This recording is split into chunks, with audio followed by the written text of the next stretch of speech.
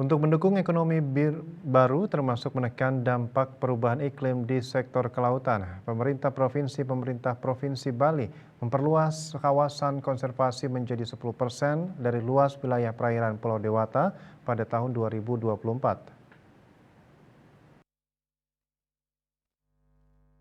Kepala Dinas Kelautan dan Perikanan Provinsi Bali Putu Sumardiana di sela konferensi Bali Ocean Days di Jimbaran, Kabupaten Badung, Bali, dikutip dari kantor berita Antara. Ia mengungkapkan, hingga saat ini capaian kawasan konservasi di Bali mencapai sekitar 6% dari total luas perairan Bali yang diperkirakan mencapai sekitar 6.000 km persegi atau sekitar 360 km persegi. Menurut Sumardiana, sasaran perluasan konservasi tersebut yakni di Nusa Penida di Kabupaten Klungkung, Pemutaran, Lovina, dan Tejakula di Kabupaten Buleleng, dan di Kabupaten Karangasem di Amed dan Tulamben.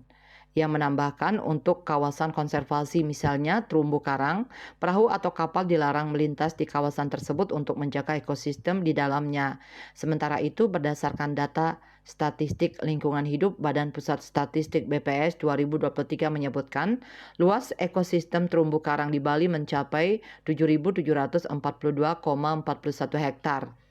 Dari jumlah itu, luas kawasan konservasi terumbu karang di Pulau Dewata sudah mencapai 977 hektar atau sekitar 12,62% dari total luas ekosistem terumbu karang di Bali. Luas kawasan konservasi mangrove di Bali mencapai 1.282 hektar, dari total luas ekosistem mangrove di Pulau Dewata mencapai 1.894 hektar atau sekitar 67,7%.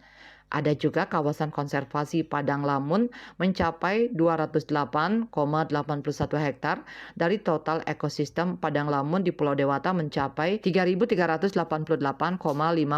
hektar. KMB Bali Pos melaporkan.